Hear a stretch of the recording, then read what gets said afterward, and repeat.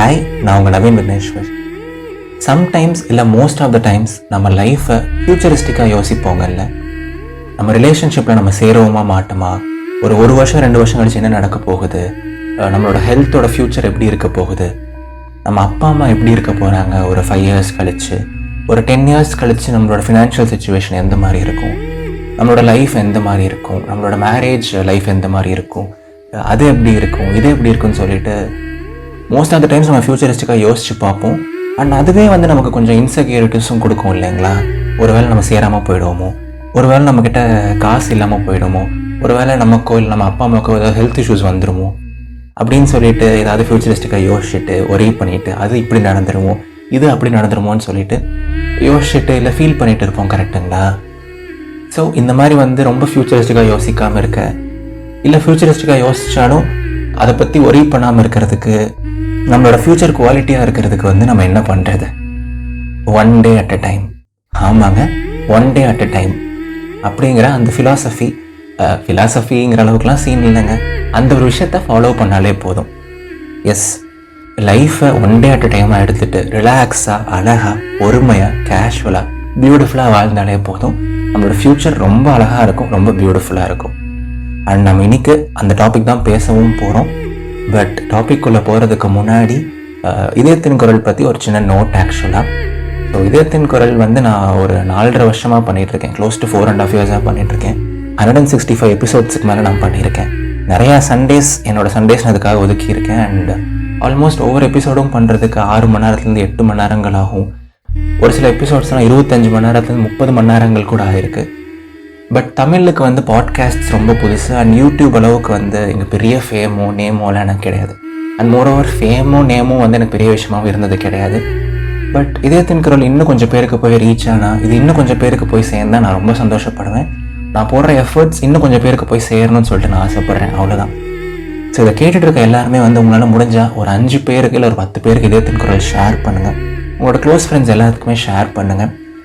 இந்த பாட்காஸ்ட் நல்லாயிருக்கும், கேட்டால் ஹாப்பியாக இருக்குங்கிற மாதிரி சொல்லி அவங்கள கேட்க வைங்க, அவங்கள ஃபாலோ பண்ண வைங்க. ஸோ இது இன்னும் கொஞ்சம் பேர் ஃபாலோ பண்ணாலோ இல்லை இன்னும் கொஞ்சம் பேர் கேட்டாலோ நான் ரொம்ப சந்தோஷப்படுவேன்.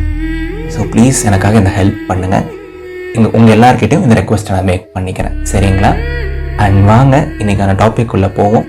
One day at a time. So அது என்னடா Naveen, one day at a time என்ன தான் பண்ணணும்னு நீ சொல்கிறேன், ஒரு நாள் அட் அ டைமில் என்ன இருக்குது அப்படின்னு நீங்கள் கேட்கலாம். ஸோ நாம் ஒரு 5 வருஷம் கழிச்சு இது நடந்துடும், இல்லை 2 வருஷம் கழிச்சு ரிலேஷன்ஷிப் எப்படி இருக்க போகுது, நம்ம வீட்டில் என்ன சொல்லுவாங்க, ஒத்துப்பாங்களா மாட்டாங்களா, நம்ம கையில் காசு இருக்குமா இல்லையா, கரியர் என்ன இருக்கும், நம்மக்கிட்ட ஜாப் இருக்குமா இல்லையாங்கிற மாதிரி யோசிப்போம். யோசிக்கிறது எல்லாமே ஃபைன் தாங்க. யோசிக்கிறது நான் தப்புன்னு சொல்லவே மாட்டேன். பட் நான் என்ன சொல்கிறேன், 1 இயருக்கு அப்புறம் லைஃப் எப்படி இருக்குங்கிறது 1 year is a very very big டைம்ங்க. 1 இயரில் என்ன வேணால் நடக்கலாம், திங்ஸ் எப்படி வேணால் மாறி இருக்கலாம். 5 வருஷம் 10 வருஷங்கிறது ரொம்ப ரொம்ப பெரிய டைம். ஓகேங்களா? யாருனாலுமே சொல்ல முடியாது லைஃப் அப்போ எப்படி இருக்கும் அப்படின்னு சொல்லிட்டு. லைஃப்புங்கிறது என்னங்க, ஒவ்வொரு டேயாக நம்ம வாழ்ந்துட்டு வந்தாலே போதுங்கல்ல. இப்போது ஒரு 2 வாரம் கழிச்சு நமக்கு ஒரு இன்சிடென்ட் நடக்க போகுது. அப்படிங்கும்போது 2 வாரம் கழிச்சு நம்ம ஒரு விஷயம் எப்படி நடக்க போகுதுன்னு யோசிக்கிறோம். அப்படிங்கிற பட்சத்தில் அந்த 2 வாரம் ஒவ்வொரு நாளாக தான் நகர போகுது. 14 சிங்கிள் டேஸாக தான் அந்த 1 வீக் நகரும். கரெக்டுங்களா? இப்போ ஒரு 5 நாள் கழிச்சு ஒரு விஷயம் நடக்க போகுது அப்படின்னாலே அதுக்கு லைஃப்பில் 5 டேஸ் போகணும், 5 சிங்கிள் டேஸ் போகணும். கரெக்டுங்களா?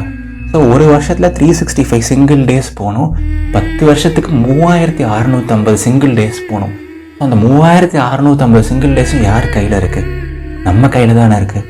ஸோ லைஃப்பை ரொம்ப ஃப்யூச்சரிஸ்டிக்காக யோசித்து பயப்படாமல் ஒன் டே அட் அ டைமாக எடுத்துக்கலாம்லங்க. ஒரு நாள் காலையில் எந்திரிக்கிறோமா, ஓகே எனக்கு இந்த ஒரு சின்ன கன்சர்ன் இருக்குது ரிலேஷன்ஷிப் பற்றி, இல்லை எனக்கு கரியர் பற்றி ஒரு சின்ன கன்சர்ன் இருக்குது, இல்லை ஹெல்த் பற்றி ஒரு சின்ன வரி இருக்குது. அதுக்கு நம்ம இன்றைக்கி என்ன பெஸ்ட்டை கொடுக்க முடியும்? அவங்கக்கிட்ட ஒரு குவாலிட்டியான கான்வர்சேஷன் மேக் பண்ணலாம். நம்ம ரிலேஷன்ஷிப்காக நிறைய எஃபர்ட்ஸ் போடலாம். நம்மளோட கரியரோட ஸ்டெபிலிட்டிக்காக இல்லை க்ரோத்துக்காக ஒரு 2 hours இல்லை 4 hours நல்லா படிக்கலாம். நம்ம ஹெல்த்துக்காக ஃபிசிக்கல் ஆக்டிவிட்டி பண்ணலாம். ஸோ இந்த டேயில் நம்மளால் என்ன பெஸ்ட்டை கொடுக்க முடியுமோ அதையும் தாண்டி கொடுப்போம். ஆர் நம்மளால் முடிஞ்ச பெஸ்ட்டை நம்ம கொடுப்போம். அந்த என்டையர் டே நம்ம குவாலிட்டியாக ப்ராசஸை ஒழுங்காக பண்ணுவோம். நைட் நிம்மதியாக தூங்குவோம். அன்றைக்கி ஒழுங்காக பண்ண முடியல due to some situation, that is okay. மறுபடியும் லைஃப் நமக்கு இன்னொரு நாள் தரும், இன்னொரு 1 டே தரும்.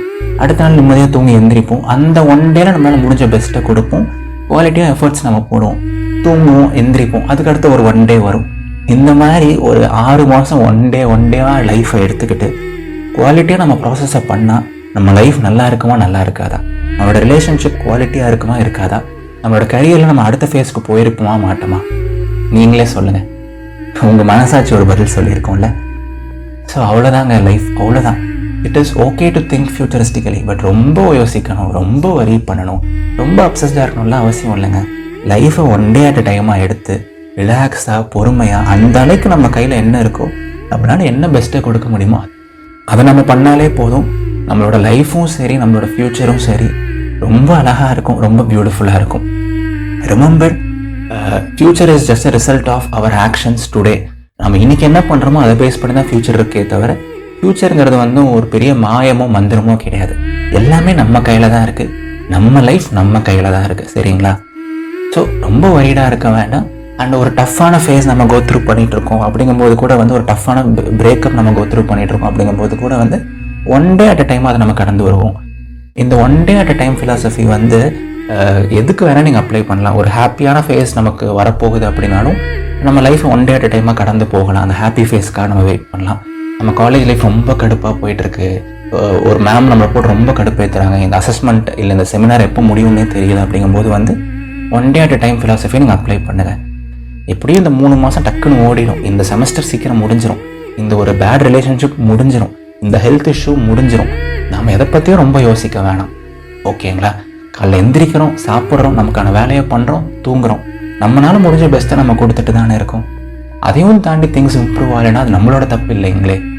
புரியுதுங்களா? ஸோ உங்களுக்கு நான் என்ன சொல்ல வரேன்னு நான் புரிஞ்சிருக்கும்னு நினைக்கிறேன். ஸோ எந்த ஒரு கிரேட் ஜேர்னியாக இருந்தாலும் அதுக்கு இந்த 1 டே அட் டைம் அந்த மந்த்ராவை நம்ம யூஸ் பண்ணலாம், இந்த அழகான ஃபிலாசபியை நம்ம யூஸ் பண்ணலாம். ஸோ இதை வந்து உங்கள் லைஃப்க்கும் நீங்கள் அப்ளை பண்ணி பாருங்கள். உங்கள் லைஃப் இன்னும் குவாலிட்டியாக, இன்னும் அழகாக, இன்னும் பியூட்டிஃபுல்லாக இருக்கும். சரிங்களா? ஸோ நீங்கள் எல்லோரும் எப்பவும் ஹாப்பியாக இருக்கணும், சிரிச்சுட்டே இருக்கணும், உங்களோட ஃப்யூச்சர் ரொம்ப அமேசிங்காக இருக்கணும்னு சொல்லிட்டு என்னோடய ஃப்ரெண்ட் யூனிவர்ஸ் கிட்ட நான் ப்ரே பண்ணிக்கிறேன்.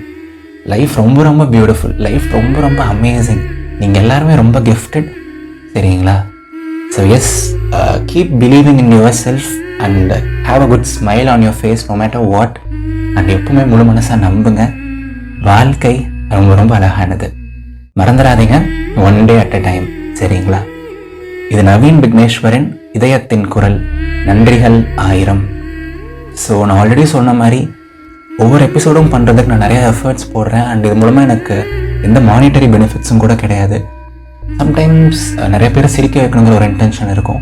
அண்ட் சம்டைம்ஸ் வந்து இது மூலமாக நிறைய பேருக்கு வந்து பாசிட்டிவிட்டி கிடைக்குது, நிறைய பேரோட லைஃப்பில் நல்ல நல்ல இம்பேக்ட் இருக்குது. இதை நம்ம ஸ்டாப் பண்ணக்கூடாதுன்னு நான் நினைப்பேன். அண்ட் என்னோட ஒரு பேஷனுக்காகவும் இதை நான் பண்ணிகிட்டு இருக்கேன். ஸோ ப்ளீஸ், உங்களால் எவ்வளோ பேருக்கு முடியுமோ ஷேர் பண்ணி சப்போர்ட் பண்ணுங்கள். இதயத்தின் குரலை இன்னும் நிறையா செவிகளுக்கு கொண்டு போய் சேருங்க. சரிங்களா? ஸோ அடுத்த ஞாயிற்றுக்கிழமை இல்லை ஒரு 2 வாரங்கள் கழித்து சந்திப்போம். Tata, bye bye.